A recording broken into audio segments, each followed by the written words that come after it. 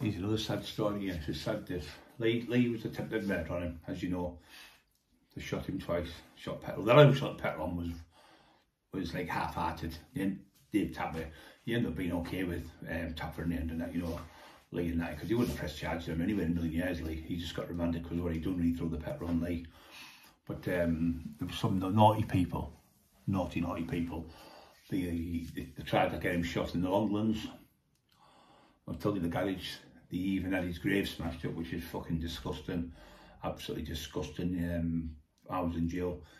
The had Lee's grave broke, smashed up, and the fake author was saying, oh, they were phoning his mum, Brenda, and saying it's Lee from the grave and all that. And anyway, I was fuming, me, when I found out, and I was going to do this, that, and the other. Anyway, I spoke to Carol Edgeworth. She went, what a load of garbage. She said, the lad who smashed the grave up, Terry knew him. He was an Indian or Pakistani lad, and he couldn't handle the guilt what he'd done, and he hanged himself through it.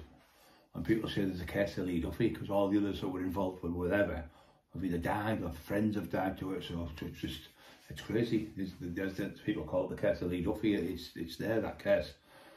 So anyway, they've smashed his grave up, which that's the worst thing you can do to anyone, is it? He's smashing somebody's grave up, and they were actually partying in houses and laughing and like dancing and all that when he died, because he was he didn't like these. There was about 6 of them. They were all from Teesville way, from Eston and that area. But he told me they were all grasses. And you know what, Lee Duffy was, his brain was unbelievable. He could have been a bank manager, he could have been a barrister, he could have been a school teacher, he could have been anything, that man. He was that clever, he was right, and everything was impeccable.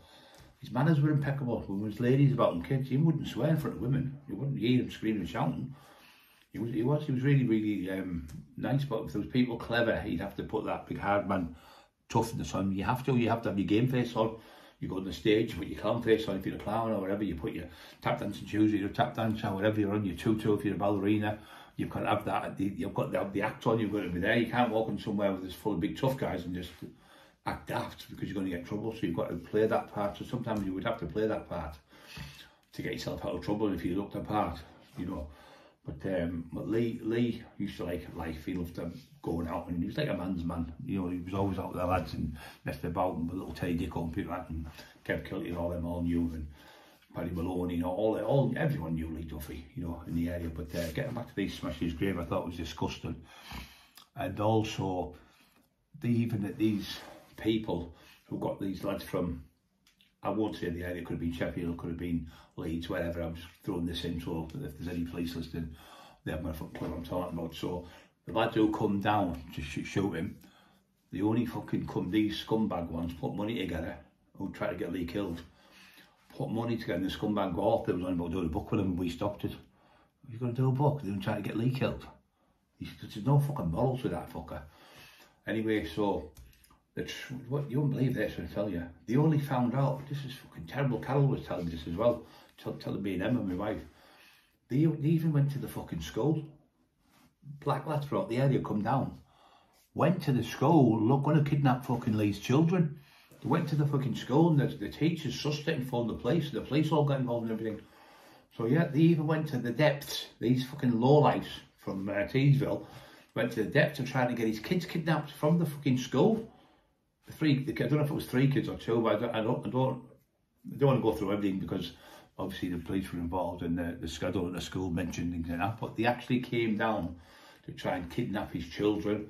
So Carol then gave the information to someone of his friends to tell him on a visit, and he never told him. So Lee then found out, and he got out, and he was fucking raging. Lee went looking for them. Well, obviously they'd gone, but he didn't know who they were, because he'd gone back for these 6 lads who were supposed to put the money up. And allegedly Lee went and fucking bashed them all again. But he hated them. The main reason why he hated these 6 people, because they were working with the police. They were police informants. And he couldn't stand snitches. Can't stand snitches.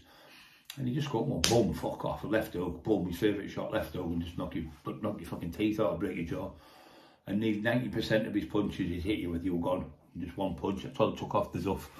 One punch. You didn't need a combination, but if he needed to throw them, he could. But yeah, he didn't have it easy, you know. He said he had a hard life, because he had a hard bringing up his mum and dad as well. It was rough where they lived, in a rough area, so a lot of violence and stuff. So, but he did have a good heart, and he loved his mum and he loved his family. So another great story about Lee there.